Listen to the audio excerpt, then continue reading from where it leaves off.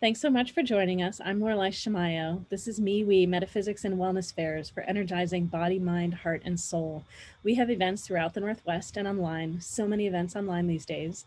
We interview our practitioners and vendors, so you get a chance to know who we are before you meet us at an event. I'm here today interviewing Sally Boyd. Sally, it's lovely to be with you. Thank you. Lovely to be here with you. So tell us, what is it that you do? What will you be offering at our events?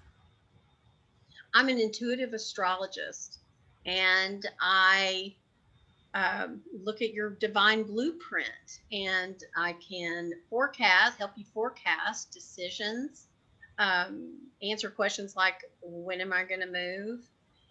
Is this a good time to have, make a change in the career? Is this the best time for me to renovate my home? That type of thing. Oh, Um, wow. I'm, yeah, I operate with intuition, but I use the natal chart with transits or whatever chart I decide to pull as my divination tool. Mm.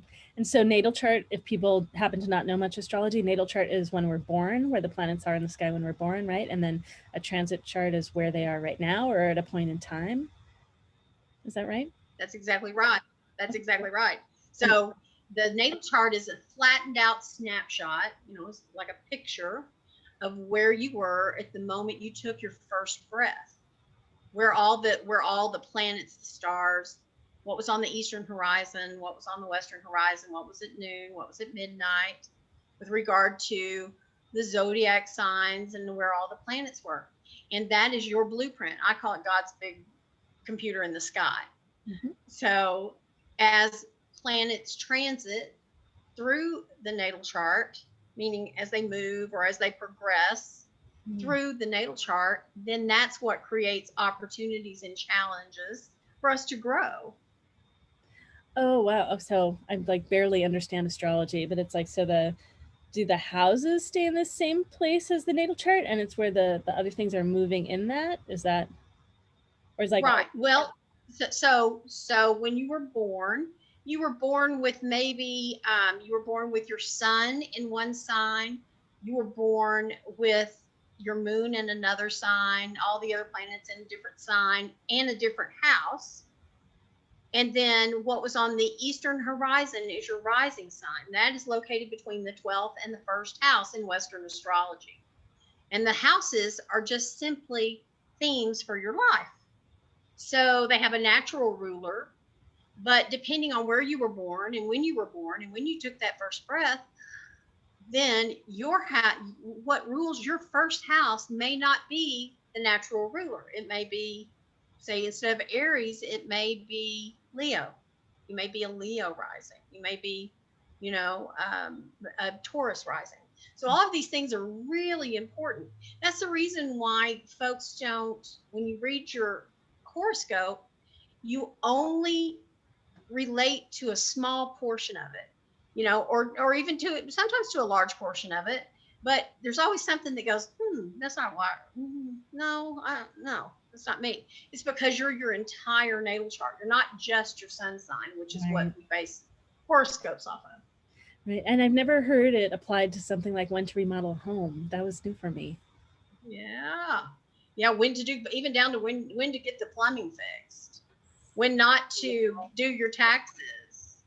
When I mean, it's an incredible blueprint to operate on, depending on like whether the moon is void.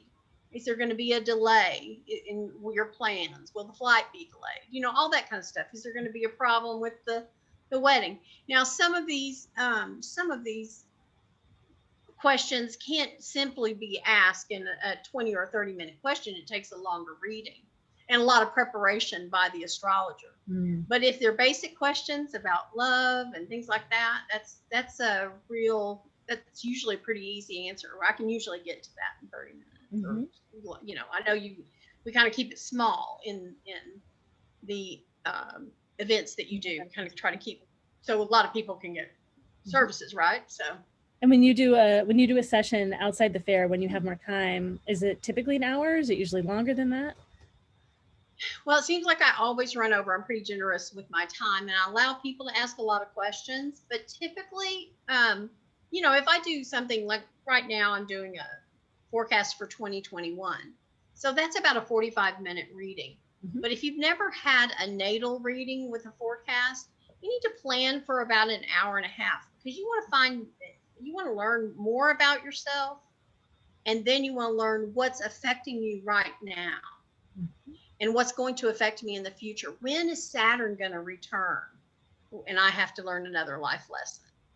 Yeah. When am I going to have that Saturn square? When is Venus going to move into my second house? When am I going to get done with this relationship? Lord, it's driving me crazy, Why am I having problems with my stomach? Is there anything in my chart that says why I'm having problems with my stomach? Yeah. Great. So Because mhm. each sign rules something, rules a part of the body as well. So there's lots of meaty information there. And how did you get started doing astrology?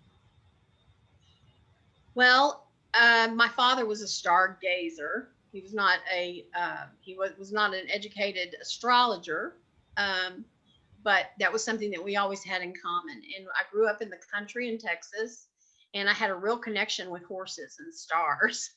And I just became a stargazer. So I guess by the time I was in fifth grade, I started just reading horoscope books and learning, about the different signs and matchmaking. I would be like a little yenta and matchmake my friends. Even in fifth grade, it's hysterical.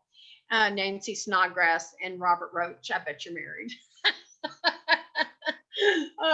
Anyway, uh, then I guess by the time I just ate up the books, taught myself, and there was no place to learn like on the internet. And in Texas, there's certainly no place to learn. We're in the Right. Bible Belt, so right.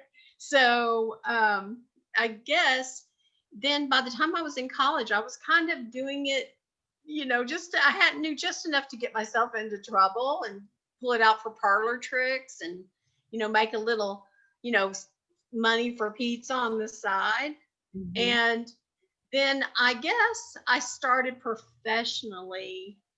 I've started and stopped a lot, but I suppose I just got real serious and started my astrology business about 4 years, little over 4 years ago. Oh wow, yeah. So it's quite a lifetime of growing and Yes. forming in you. And then are there other You never stop learning. You never reach the top in astrology. It never ends.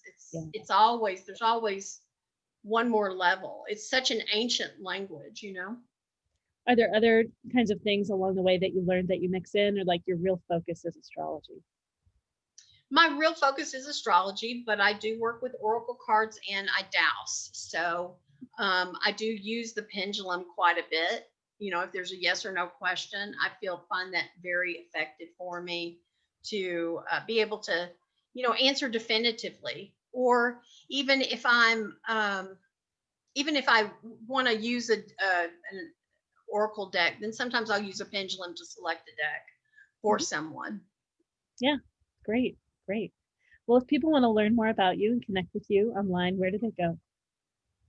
Well, two places. You can go to ascensionschoolofspirituality.com, or you can reach and you can just look up Sally Boyd, or you can go to activatedastrology.com or email me at sally@activatedastrology.com.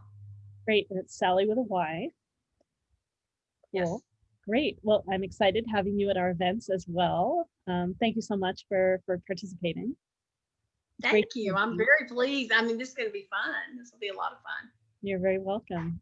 For all of you listening and watching, you can connect with Sally and experience so many of our events at mewefairs.com. That's MEWEFAIRS.com. Thanks so much and see you soon.